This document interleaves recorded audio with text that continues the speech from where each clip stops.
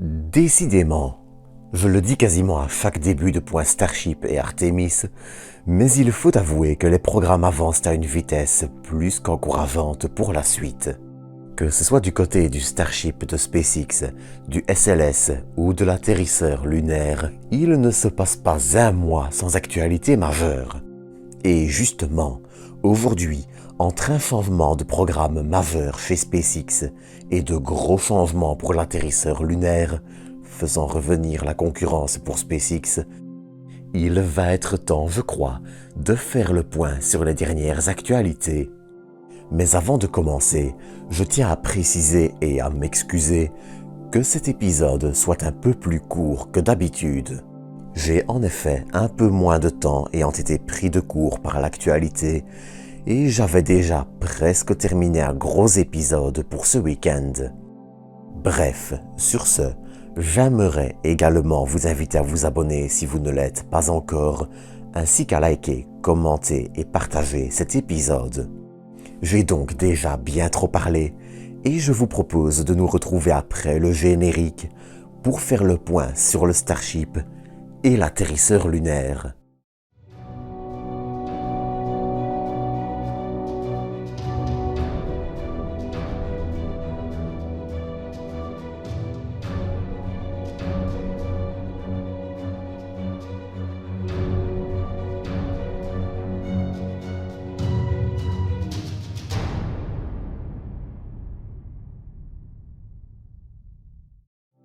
Pour commencer cet épisode, je vous propose de commencer par les faits les plus légers avant de, progressivement, monter en importance.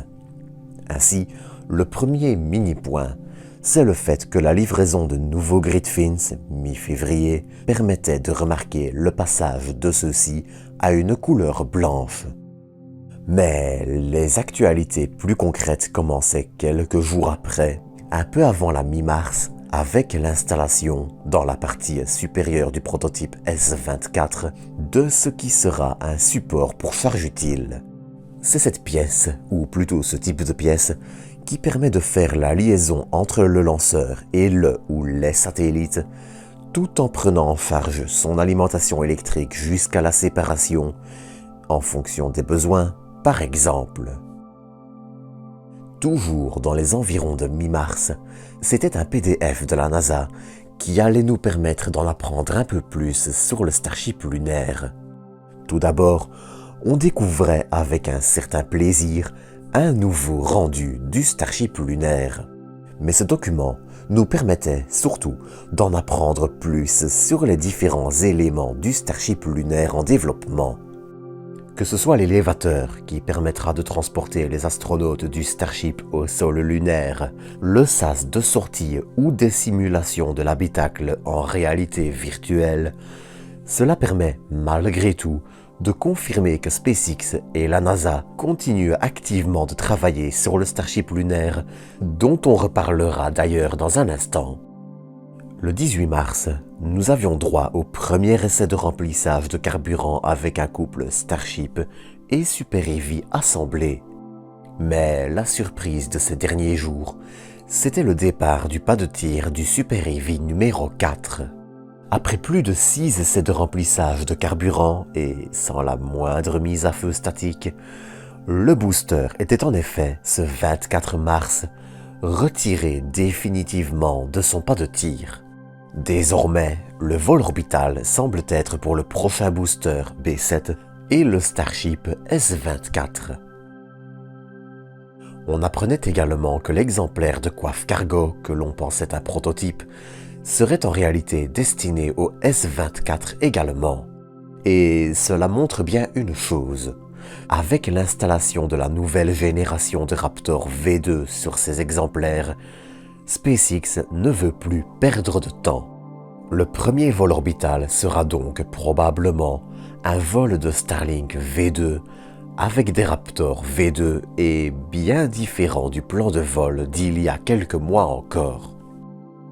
De plus, le temps de produire et d'installer les nouveaux Raptor, le vol orbital devrait encore se faire attendre jusqu'à mai, si rien ne change du côté de SpaceX ou de la FAA, qui doit encore donner son autorisation.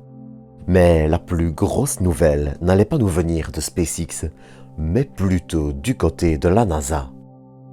On apprenait en effet deux choses. Tout d'abord, c'est que le programme Artemis allait viser une mission vers le sol lunaire chaque année pendant au moins 10 ans, rendant ainsi le programme bien plus supportable et viable sur le long terme qu'Apollo. Mais on apprenait surtout que l'agence spatiale américaine voulait se doter d'un second atterrisseur pour la Lune. Attention, l'objectif n'est pas de montrer un manque de confiance vis-à-vis de SpaceX. Mais les besoins de la NASA évoluent et ce second atterrisseur devrait être capable, notamment, de transporter plus de charges utiles, que ce soit du cargo ou de l'équipage, que les exigences de la NASA pour le plan A. Alors, attention ici aussi, cela ne signifie pas que l'atterrisseur sélectionné sera plus puissant que le Starship. Cela signifie simplement que la NASA revoit certaines exigences à la hausse sur le long terme, uniquement pour le plan B. L'objectif est ainsi surtout de créer une compétition saine, permettant à la NASA d'acheminer plus de cargo, de matériel scientifique et d'humains sur la Lune, après Artemis 3 qui devrait ramener des humains sur notre satellite entre 2025 et 2026.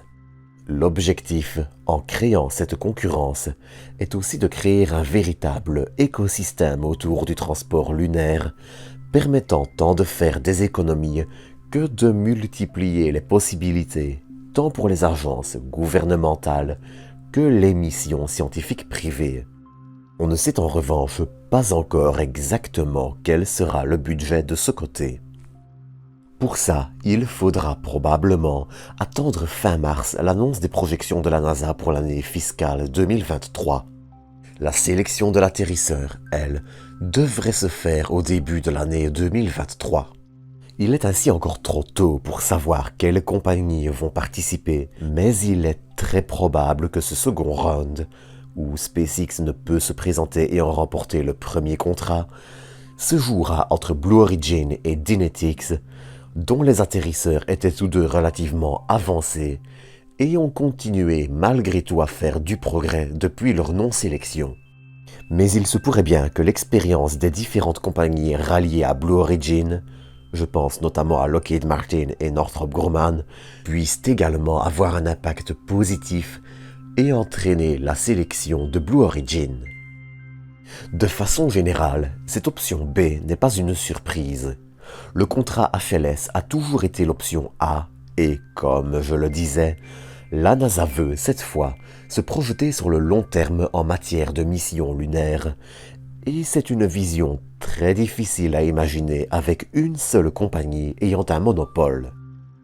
Bien sûr, toute l'expérience acquise sur la Lune, tant en matière de données que de savoir-faire, sera cruciale pour permettre de viser Mars, mais même si la NASA parlait de la décennie 2030-2040 pour un vol habité, il convient, je crois, de rester plus que prudent dans ce genre d'annonce.